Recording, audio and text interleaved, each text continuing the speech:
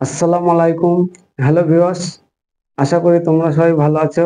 আজকের এই ভিডিওতে আমরা শিখব would have, could have, should have এই মডেলগুলোর ব্যবহার। আর এইগুলো হচ্ছে পাস্ট মডেল, আর এগুলো কি লস্ট অপরচুনিটি প্রকাশ করতে ব্যবহার করা হয়।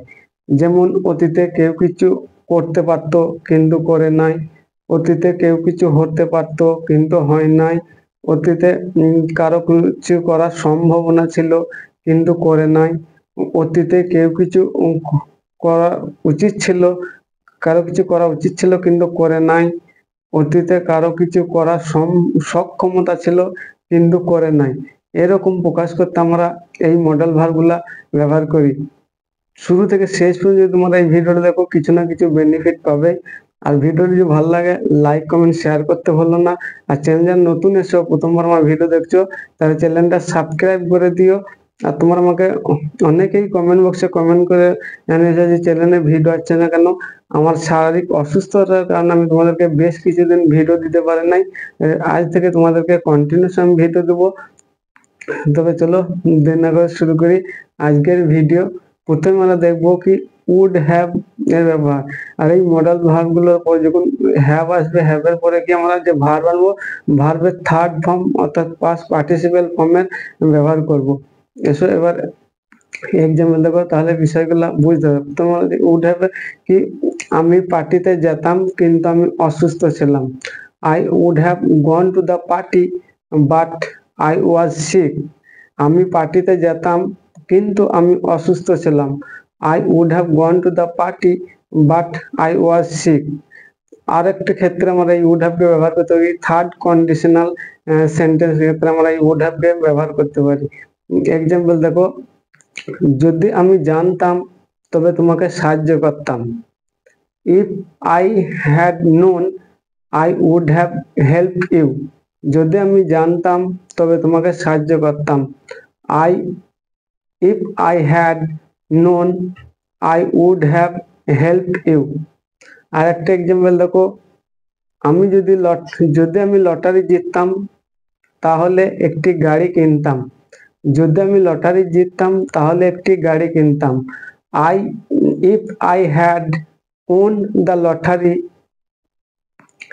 I would have bought a car. যদি আমি লটারি জিততাম তাহলে একটি গাড়ি কিনতাম। If I had won the lottery I would have bought a car. আরেকটা এক্সাম্পল দেখো, যদি তুমি ডাকতে তাহলে আমি সেখানে যেতাম। যদি তুমি ডাকতে তাহলে আমি সেখানে যেতাম। If if you had call me I would have gone there. যদি তুমি আমাকে ডাকতে তাহলে আমি সেখানে যেতাম। If you had call me I would have gone there. এবার আমরা দেখবো কি কুড হ্যাভ এর ব্যবহার। কুড হ্যাভ আমরা ব্যবহার করি অতীতে কারো কিছু করার সক্ষমতা ছিল কিন্তু করে নাই, এরকম অর্থে আমরা কুড হ্যাভ এর ব্যবহার করি। এক্সাম্পল দেবো, তাহলে বিষয়গুলো বুঝতে পারবে।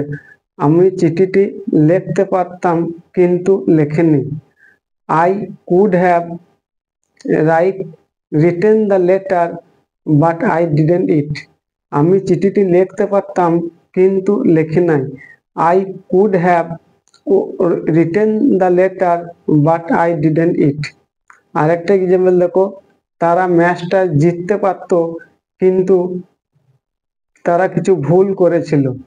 তারা ম্যাচটা জিততে পারতো কিন্তু তারা কিছু ভুল করেছিল।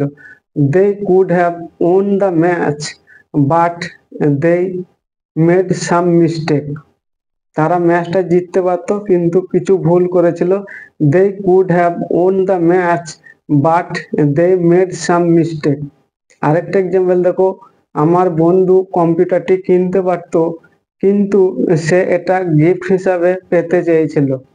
My friend could have bought the computer but he wanted to get it as a gift. আমার বন্ধু কম্পিউটারটি কিনতে পারতো কিন্তু সেটা উপহার হিসাবে পেতে চেয়েছিল। My friend could have bought the computer but he wanted to get it as a gift. এবার আমরা দেখি শুড হ্যাভ এর ব্যবহার। এই শুড হ্যাভ আমরা ব্যবহার করি অতীতে কোনো কিছু করা উচিত ছিল, এরকম অর্থে আমরা এই শুড হ্যাভ এর ব্যবহার করি। যদি বলি তোমার ইংরেজি শেখা উচিত ছিল, you should have learned English. তোমার ইংরেজি শেখা উচিত ছিল, you should have learned English. Next আর একটা এক্সাম্পল দেখো, আমার তাদেরকে আমন্ত্রণ করা উচিত ছিল। আমার তাদেরকে আমন্ত্রণ করা উচিত ছিল, I should have invited them. আমার তাদেরকে আমন্ত্রণ করা উচিত ছিল, I should have invited them. আরেকটা এক্সাম্পল দেখো, তোমার কঠোর পরিশ্রম করা উচিত ছিল, you should have work hard. তোমার কঠোর পরিশ্রম করা উচিত ছিল, you should have worked hard. এই ছিল আমাদের উড হ্যাভ, কুড হ্যাভ এবং শুড হ্যাভ এর ব্যবহার। আশা করি এই ভিডিওটা দেখার পর তোমাদের উড হ্যাভ, শুড হ্যাভ আর কুড হ্যাভ নিয়ে আর কোনো কনফিউশন থাকবে না। ভিডিওটা যদি ভালো লাগে লাইক করো, তোমার বন্ধু রিলেটিভদের মধ্যে শেয়ার করে দিও। আর চ্যানেল যারা নতুন এসছো তারা কি করে চ্যানেলটা সাবস্ক্রাইব করতে ভুলো না। এরপর যখন আমি ভিডিও আপলোড করব সর্বপ্রথম নোটিফিকেশন তোমাদের কাছে পৌঁছে যাবে। This is all about today. I will be back another video. Till then, take care, keep learning and keep practicing. Thank you for watching this video. Assalamu alaikum.